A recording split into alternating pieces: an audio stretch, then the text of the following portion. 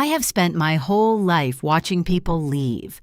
It's the trade you understand. I keep an inn, a roadside place, where travelers stop for a night, a meal, a warm bed, before they go on to wherever they were really going. They come in cold, and they leave warm, and that's the whole of it, and I made my peace with it long ago. I am the place people pass through. I am not the place they stay. There is a particular ache to a profession built entirely on goodbyes, though I'd never have called it an ache out loud. You learn a person's face over a bowl of stew, learn the sound of their laugh, learn the shape of the life they're hurrying home to, and then in the gray of the morning, you hand them bread for the road, and you watch them go, and the room is a little emptier, and another stranger takes the warm seat by the fire that night, and you do it all again. 1,000 times. 10,000. You become very good at the warming and very good at the watching them go. And somewhere in all those mornings, you stop expecting any of them to turn around, because none of them ever does. That's the bargain of an inn. You give people exactly what they need to keep going somewhere else. So when a penniless stranger walked through my door one gray evening with nothing in his pockets and nowhere to be and then didn't leave, stayed a night and then a week and then longer, mending my shutters and falling somehow into my heart, I should have known better than to let myself hope. I should have known that a man who lingers is still in the end a man who will go. I just didn't know then how far he'd have to go, or who he truly was, or that the day he finally left he would do it by rising before an entire pack and becoming the most powerful man in the realm in front of my eyes. But I'm ahead of myself. Let me tell you about the inn first and the book, because you can't understand what he broke and then mended without understanding what I was before he came. My name is Della, and the inn was my family's.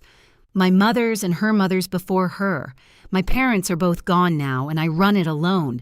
I cook, I clean, I keep the fires, I tend the travelers, I send them on their way in the morning with bread in their hands.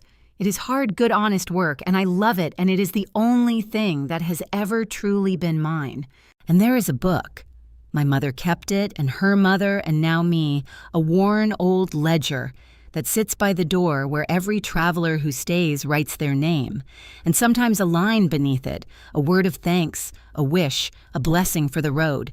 My mother taught me to keep it the way you keep something sacred, and on the long, quiet nights after the last candle is out, I sometimes sit with it and read page after page after page of names, hundreds of them, years of them, every soul who ever passed through this door, and every one of them, every single one left. They wrote their name, and they slept under my roof, and they were warmed at my fire, and in the morning they went on to their homes, their families, their real lives, the people who were waiting for them somewhere that wasn't here. The book is a record of everyone who ever passed through my life and went on.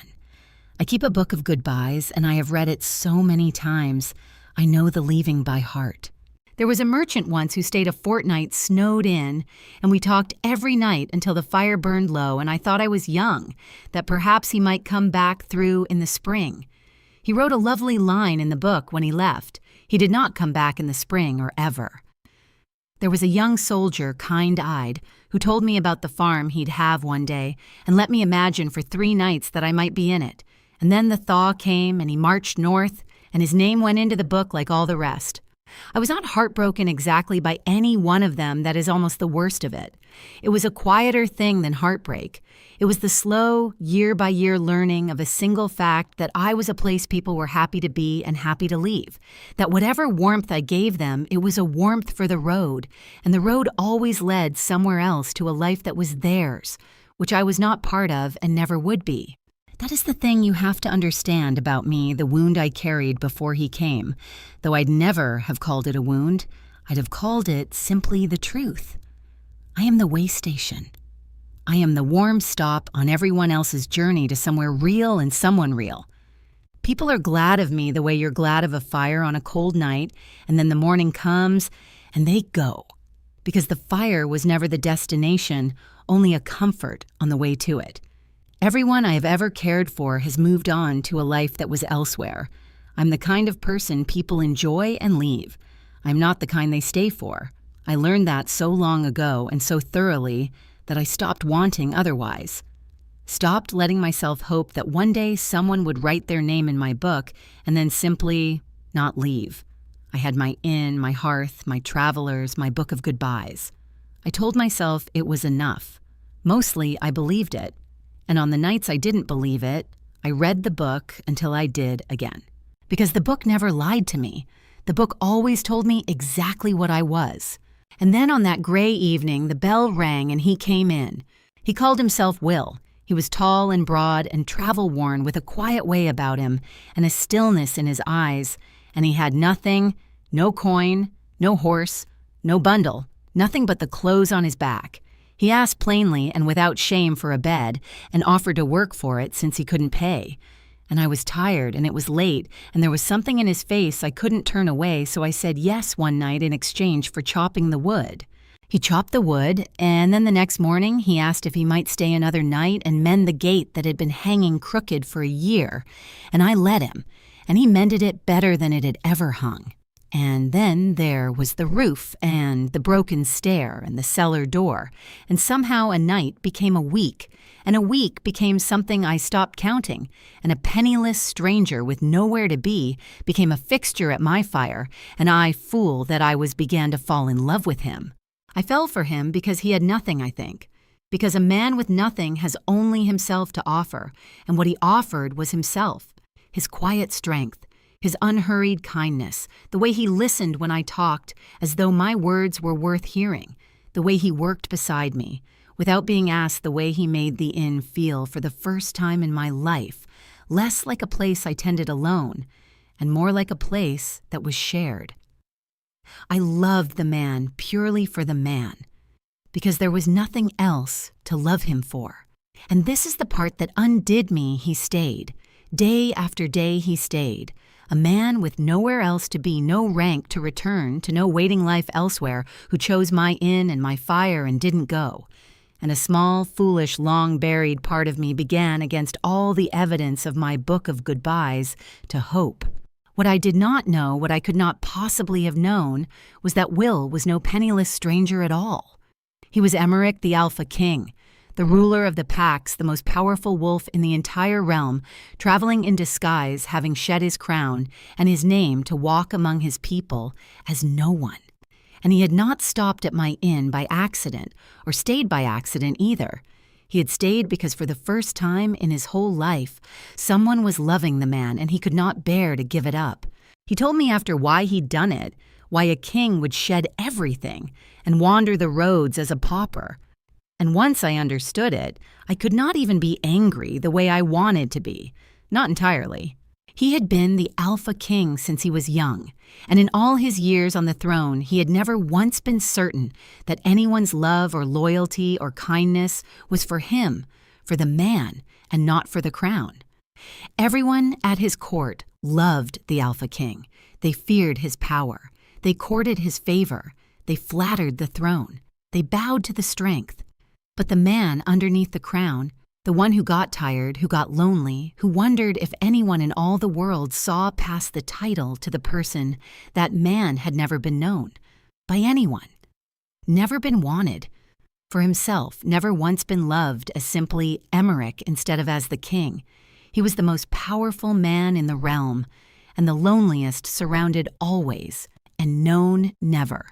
And one day, the weight of it became too much, and he did a reckless, desperate thing. He disguised himself as no one, a penniless stranger with nothing, and went out into his own kingdom to find out if it was even possible to be loved as a man with nothing. To be seen. He told me he hadn't even meant to go far. A few days he'd thought just long enough to walk among ordinary people, to be spoken to plainly, to remember what it felt like to be no one. He had spent his whole life being the most important person in every room, and there is a particular starvation in that. He said that no one who hasn't lived it can understand to be surrounded by people who all want something from you, and to never once be certain that any of them simply wants you. To wonder every time someone smiles at you, whether they're smiling at the man or at what the man can do for them. He'd stopped being able to tell. He had begun to suspect there was nothing left to love in him but the crown. So he took the crown off and put on a pauper's coat and went to find out the truth, bracing, to find out that the truth was nothing, that without the crown, no one would look at him twice. And every morning he picked up a hammer in my yard instead of riding on, because the thought of going back to being only the crown after finally being only the man was more than he could make himself do. And he found my inn, and he found me. And I, not knowing he was a king, loved the penniless man, loved Will, who had nothing, and it was he told me the most real thing that had ever happened to him in his life. For the first time, someone wanted the man and not the crown because the man had no crown to want. He was loved for himself purely, completely, and he had never known anything like it, and he could not make himself leave it. So we were each of us giving the other the one thing we'd been starving for, and neither of us knew it. I was giving him a love that was for the man the truest love he'd ever had, because I didn't know there was a king to love instead. And he was giving me someone who stayed a man who lingered, who didn't move on, who chose my inn and my fire over wherever else a man might go, the first person in my whole life who ever had. We healed each other in that inn slowly, over those uncounted weeks, two lonely people each unknowingly mending the other's particular wound. I noticed things about him in those weeks that I understand differently now, that he carried himself when he forgot to be careful, like a man used to a room going quiet when he entered it, that there was a weight he set down visibly when he picked up an axe or a hammer, as though ordinary work were a kind of rest for him, which made no sense for a pauper and perfect sense for a king. That sometimes watching the travelers come and go, he had a look on his face I couldn't read. I know now it was hunger, the hunger of a man watching ordinary life happen and aching to be allowed inside it. And that, when I laughed or when I talked to him while I worked, as though he were simply company and not a guest to be served, he went still and attentive in a way that I mistook for shyness, and that was in truth a man drinking water in a desert. No one had ever just talked to him. No one had ever handed him a heel of bread and told him to eat it before it went cold, and then kept right on with their own chores beside him. I thought I was being ordinary. I was giving him the most extraordinary thing he'd ever been given, and neither of us knew it. But I was guarding my heart even as I lost it, because hope for me had always ended one way. Every night I half waited for the morning he'd be gone would pick up and leave the way they all left, the way the book taught me they always do. I'd come down at dawn braced to find the fire cold and the bed empty, and his name maybe written in the ledger as a parting kindness. And every morning he was still there mending something, and the relief of it frightened me more than the fear had, because I could feel myself beginning to believe, beginning to want, beginning to imagine a name in my book that didn't lead to a goodbye. I would catch myself some evenings thinking, what if he simply never goes? And the thought was so dangerous, so against everything the book had taught me, that I'd push it down hard and remind myself they always go. He'll go too. Don't you dare hope. You know better than to hope. He showed it to him, my book, one quiet night. I showed it to Will. I mean, the leather, worn soft, the hundreds of names. I told him what it was, everyone who ever passed through. I didn't tell him the rest, the part where I was the thing they passed through. But I think he heard it anyway in the way I touched the pages, and he was quiet for a long while. And then he asked if he might write his name in it, and I gave him the pen, and he wrote Will in a plain, careful hand with no line beneath it, and something crossed his face as he did it that I didn't understand until much later. The false name set down in my book of true ones, a lie written among all those honest goodbyes. Because the weeks could not last, and he knew it even when I let myself forget it. He was the Alpha King. His realm needed him. His people had begun to search for their vanished king, The world he'd stepped out of was pulling him back, and he was caught between two ways of breaking my heart to tell me the truth and risk that the moment I saw the crown, I'd stop seeing the man the way everyone always had, or to simply leave and lose me and let me think a pauper had wandered off the way paupers do. He wanted to tell me. He came close once, I remember, at a night by the fire when he went very still and started to say, "Della, there's something," and then stopped and looked at me and couldn't, and the moment passed. The lie sat heavier on him every day, but he was so afraid of losing the one place he'd ever been loved for himself that he kept it one more day and then one more until the choice was taken out of his hands. They came on an ordinary afternoon with no warning at all. I heard the horses. First, many of them more than ever came to my road at once, and then the yard filled with riders, armed and grim and moving with a hard purpose, and at their head a wolf I'd later know as Bran, the king's own captain. I came out, wiping my hands on my apron, my heart climbing into my throat, certain some danger had come, bandits or worse, and Will came out behind me, and I turned to put myself between him and whatever this was, the way you do for someone you love. And then everything I understood about the world came apart.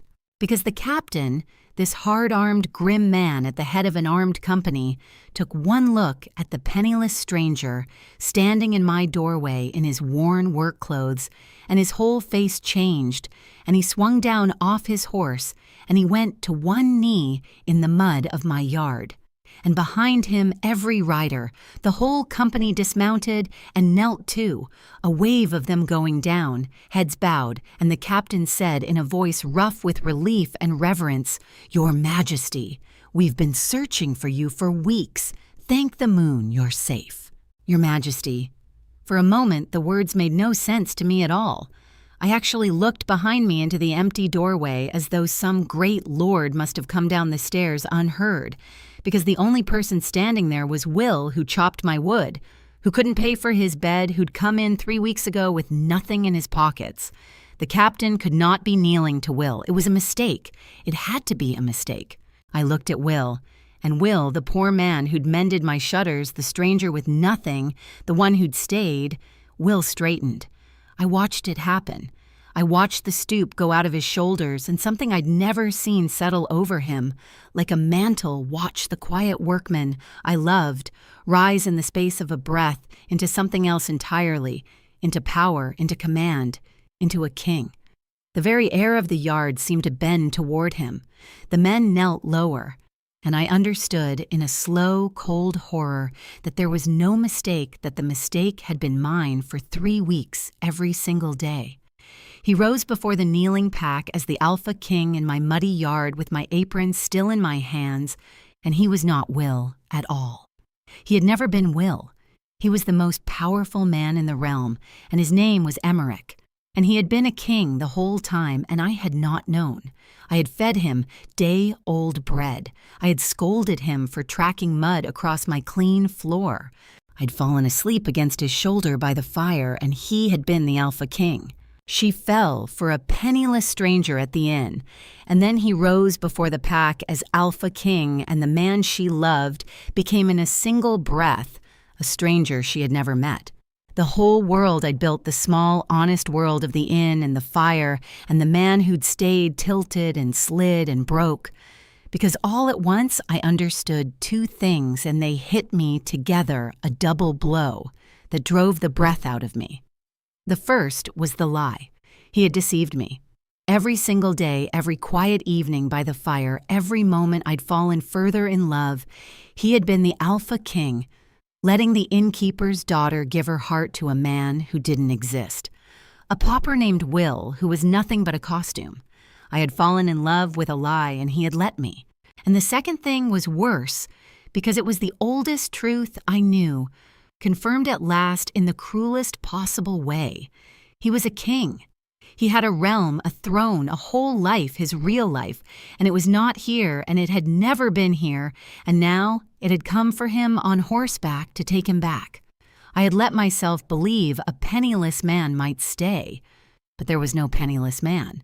There was a king who, of course, was leaving, who had always been leaving because kings do not stay at roadside inns, and they do not stay with the women who keep them. I had been all along exactly what I'd always been to everyone, the warm stop on his journey, the comfort on his way, the way station, the fire he'd paused at before going home to his real life. I should have known. I had a whole book that should have taught me better.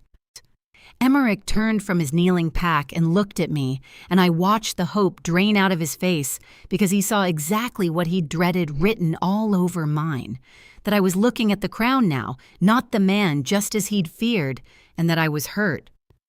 Past speaking and already behind my eyes beginning to pull away, he took a step toward me, my name on his lips, Della, and I stepped back into my doorway, into my inn, and I did not let him follow. He couldn't simply stay and mend it even if I'd let him. That was the cruelty of the timing. The very reason his pack had hunted him down was a real one. There was a threat moving against the pack while their king was missing a danger that needed the Alpha King and no one else, and he had to ride to meet it, and soon. But before he went, he came to me in the empty common room after I'd sent the kneeling soldiers out to the yard, and we had the conversation that broke us both open. I let him have the lie first because it was the easier hurt to name. You lied to me. My voice was steadier than I felt. Every day. You let me fall in love with a man who doesn't exist, a poor man named Will, who chopped my wood and mended my gate, and the whole time you were the Alpha King. Was it a game? Is that what this was? The bored king playing at being poor, seeing whether the country girl would fall for a pauper? Did you have a fine laugh? Your Majesty watching the innkeeper's daughter hand her heart to a costume? No. He said it like it hurt him. No, Della, it was never that. It was never a game, and you were never a joke to me, not for one moment. I swear it on my crown. Your crown? I laughed, and it came out broken. You don't understand. It doesn't even matter what it was, game or true or something in between. Because here's the part I should have seen from the first night, the part I was too foolish to see. You're a king. You have a realm, a throne, a whole life, your real life, and it's not here. It was never going to be here. I let myself believe you might stay because for once in my whole life, someone seemed like he might. But you were always leaving. You're the Alpha King. Of course you're leaving. Of course I was the warm place you stopped on your way back to somewhere real.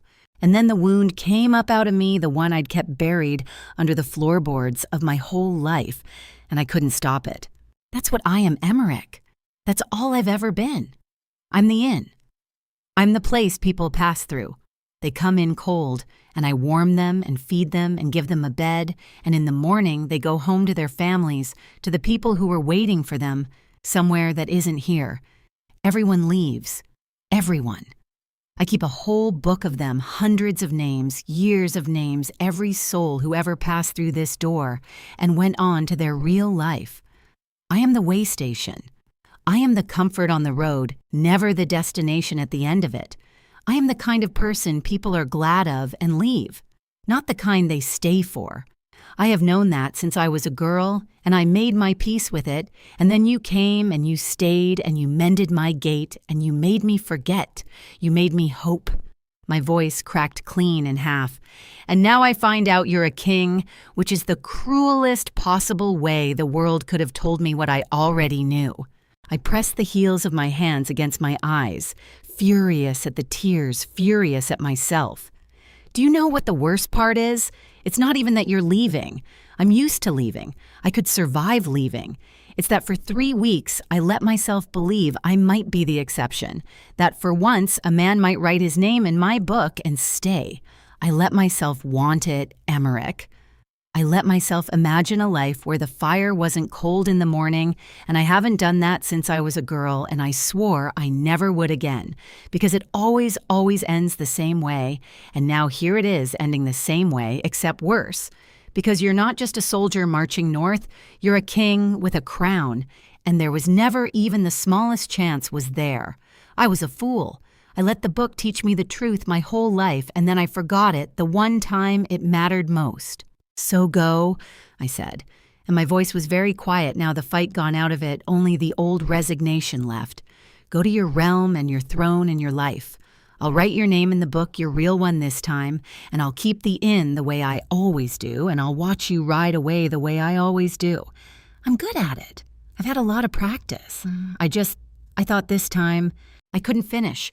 He reached for me, and I turned away because if he touched me, I would shatter, and I had an inn to keep and could not afford to shatter. Della, he said low and wrecked. I have to ride out tonight. The pack, there's no choice. People will die if I don't. But I'm not... Then ride, I said. That's what kings do. That's what everyone does. Ride. And so he rode. Because he had to. Because a threat was moving and his people needed him, and I had told him to go, and what else was there? I watched the company form up in my yard in the failing light, and I watched the Alpha King mount his horse, my Will, who was not Will, and I watched him look back at my doorway one long moment, and then they rode out, north into the dark, the hoofbeats fading down my road, the way every set of hoofbeats had always faded, and the silence came back, the old familiar silence of the place everyone leaves. And I did the thing I'd said I'd do, because if I didn't do it that night, I never would. I took down my mother's book, and I turned to the page where weeks ago, in a plain, careful hand, he had written a lie will. And beside it, my own hand shaking the tears falling on the paper and smearing the old ink, I wrote the truth, Emmerich, Alpha King, who stayed a while and then, like all of them, went on. And I closed the book of goodbyes on one more goodbye, the worst one, and I told myself it was finished and that I had always known it would end exactly like this. I was wrong. I had the ending exactly backwards. Because 3 days later, in the gray of an early morning, I heard hoofbeats on my road again coming toward me, and I came out into the yard, and it was him. He came back. He rode into my yard alone in the cold dawn, travel-stained and exhausted, having settled the thing in the north, and then turned his horse around and ridden through 2 nights without stopping. And the simple fact of it, the coming back, hit me harder than any word he could have said, because no one comes back. People pass through, and they go on, and they do not turn their horses around. But he had. He swung down and crossed the yard to where I stood, frozen in my doorway, and he didn't try to touch me, only stood close, breathing hard, and began to mend what he'd broken, and he mended it the way he'd mended everything in my inn, thoroughly, and from the foundation up. The lie first, he said, because you deserve to have it answered and not excused. I'm sorry, Della. I lied to you every day, and it was wrong, and your anger is fair, and I won't argue you out of it. But here, why not, as an excuse, but so you know what you were to me. I didn't disguise myself to trick you. I didn't know you existed when I shed the crown. I did it because I have been the Alpha King since I was a boy, and in all those years I have never once been certain that a single soul loved the man and not the throne. Everyone loves the king. No one has ever known Emmerich. So I went out as no one to find out if it was even possible to be loved as a man with nothing. That's the whole sorry truth of it. And then I found you, and you loved Will, who had nothing, and it was the first real thing in my life, and I was so afraid that the moment you saw the crown, you'd stop seeing me the way everyone always has, that I kept the lie one more day and one more like a coward, until it was taken out of my hands. That's not a defense. It's just the truth. I'll spend as long as it takes earning back what I broke. But I needed you to know you were never a game. You were the only thing that was ever not a game. I was crying again silently, and he went on, and what he said next turned my whole understanding inside out. And now I'm going to tell you something, and I need you to truly hear it, because you've got it exactly backwards the same way you've got yourself backwards. He held my eyes. You think the man you loved wasn't real. You think Will was a costume, a lie, and that the real me, the king, is some stranger you never met. Della! It's the other way around. Will was the realest version of me there has ever been. The crown is the costume. The Alpha King is the performance I put on every single day of my life. At court, everyone sees the king, the power, the throne, the mask, and not one soul in my entire realm has ever seen the man underneath it, except you. You met the man. You loved the man. You know the truth of me that my whole kingdom has never once glimpsed. You don't know the real me, less than they do my love. You know me more than anyone alive. The king is the mask. Will was the truth. And you loved the truth before you ever knew there was a mask to see past. Think about it honestly, he pressed. What did you fall in love with? Not my crown, you didn't know I had one. Not my power, you thought I couldn't pay for a bed. You fell in love with the way I listen, and the way I work, and the way I am at the end of a long day by a fire. Those things weren't the costume, Della. Those things are me, the me that gets buried under a crown. The instant I put it back on, the me that no advisor or courtier or lord has ever once been allowed to see. When I'm Will, I'm not pretending to be someone I'm not. I'm finally allowed to be who I actually am. That's the cruel joke of it. The disguise wasn't the lie. The throne is the lie. The man you scolded for tracking mud on your floor is more truly me than the king those soldiers knelt to Will ever be. So don't grieve a man who didn't exist. He's the only one who does. He's standing right here. He just has a crown he has to wear sometimes and a kingdom that needs him. And a whole life he would trade in a heartbeat for the right to be Will at your fire for the rest of his days. The ground shifted under me because he was right. I had been so sure the pauper was the fiction and the king the fact, and he had just turned it over and shown me the underside, and the underside was true. And the way station, he said gentler, now stepping closer. Listen to me. You think you're the place people pass through, the comfort on the road, never the end of it. And I am here to tell you that you have it more backwards than anything else in your whole sorry book. His voice roughened. Della, I am the one who's been passing through my entire life, through courts and councils and 1,000 grand halls and 10,000 people who wanted the crown, passing through all of it, never once arriving anywhere, never once home until a roadside inn and a woman who loved a man with nothing. You are not the warm stop on my journey. You are the end of it. You're where I was going the whole time and didn't know it. He reached out slowly, and this time I let him take my hand. Think about what I actually did, Della. Not what you're afraid I did, what I did. I am the Alpha King. I have 100 halls I could have ridden to. I had every reason in the world to deal with the threat in the north and then go home to my throne, to my court, to the life you keep telling me is my real one. No one would have thought a thing of it. A king stops at an inn. A king rides on. That's the order of the world, the very order your book is built on. And instead, I settled the thing as fast as a man can settle it, and I did not ride home. I turned my horse around, and I rode through 2 nights without sleep to come back here, to a roadside inn, to you. Does that look like a man going home, Della, or does that look like a man who already knew where home was and couldn't get back to it fast enough? I came back, he said low and fierce. Do you understand what that means from a man to a woman and who keeps a book of everyone who left? Everyone in that book walked out your door and kept walking. I walked out your door and turned around. I'm done passing through. I'm not going in your book of goodbyes, or if you must write me there, then write me on a different page the one that says, this is where he stopped. This is the door he never walked back out of. You're not the way station. You never were. You're the destination. You're home. You're the place I stay, and I will prove it to you every single time I come back through that door for the rest of our lives, until you finally stop bracing for the morning the fire's cold, because the fire is never going to be cold again. I'm the one who tends it now beside you. I'm not a guest, Della. I never want to be a guest again. I've been a guest my whole life. Let me come home. And the wound I had carried my whole life. Everyone leaves. I am the place people pass through. I am not the kind they stay for, broke, open, and drained out of me, because a king had ridden through 2 nights to come back to my door and had just told me, and meant it, that I was not the stop but the destination, not the comfort on the way but the end of the road. The book of goodbyes had finally, after all those hundreds of leavings, met someone who came back.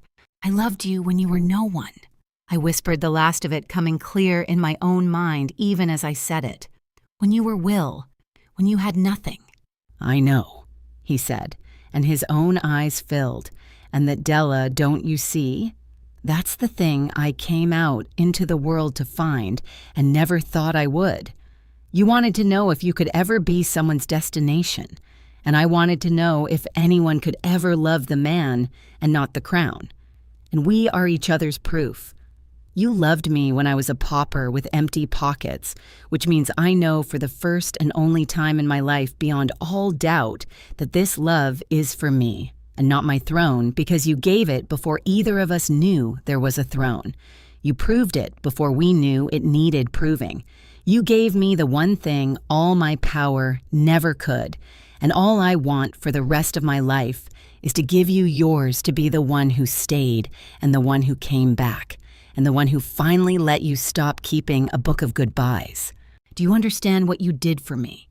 He went on, his voice low and rough.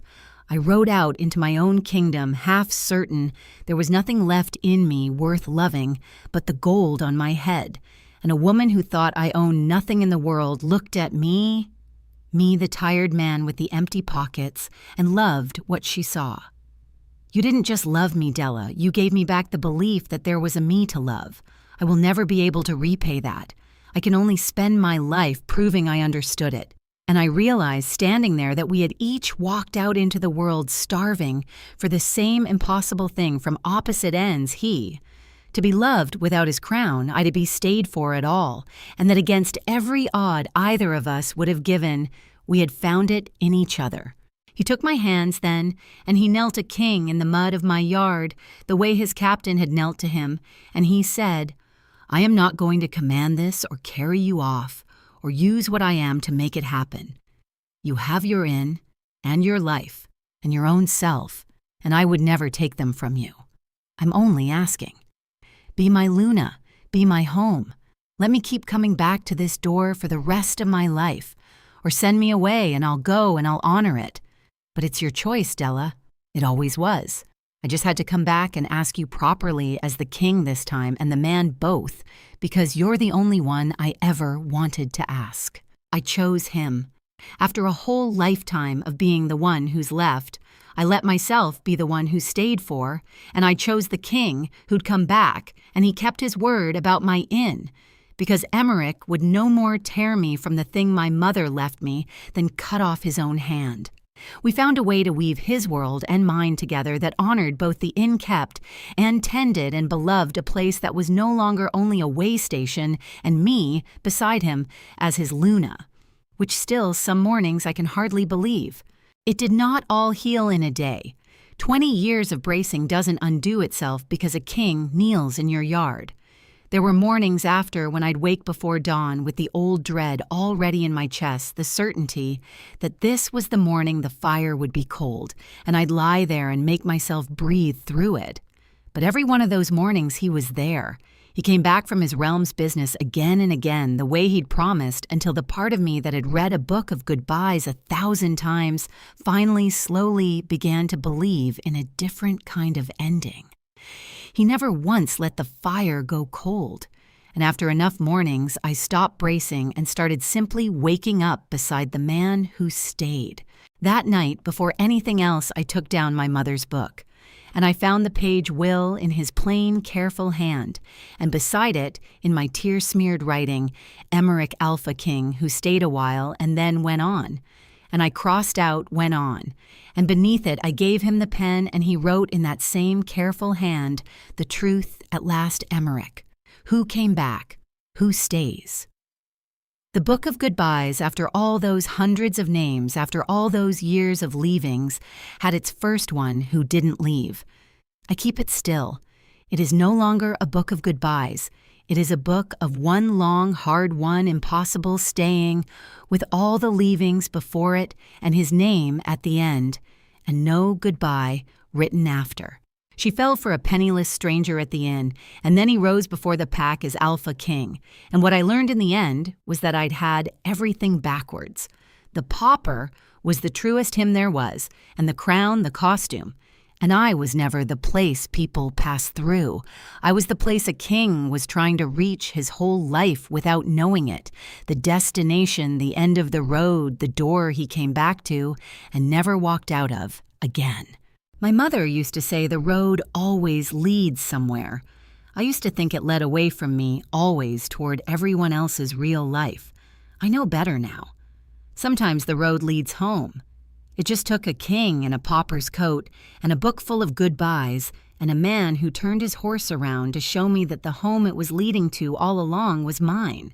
We keep the inn still, the two of us, when his duties allow it, and travelers still come through, still cold, still hungry, still bound for somewhere else, and I still warm them and feed them and send them on with bread in their hands. But it is different now, the watching them go. Because I am no longer the one who stays behind alone when the door closes. I tend the fire beside the man who stays, and when the last traveler has gone up to bed, he is still there in the warm and the quiet, not passing through. I used to think an inn was a sad place, all those arrivals that were really just the beginning of a leaving. I don't think that anymore. I think an inn is a place that gives weary people somewhere to rest on the way to where they're going. And I think every so often, if you are very lucky, one of them looks up from the fire and realizes he was already where he was going. That is what happened to me. That is what happened to my king. He came in out of the cold, a stranger with nothing, and he never left. And the book by my door has his name at the bottom with no goodbye after it. And that, in the end, is the only ending I ever wanted and never let myself believe I get.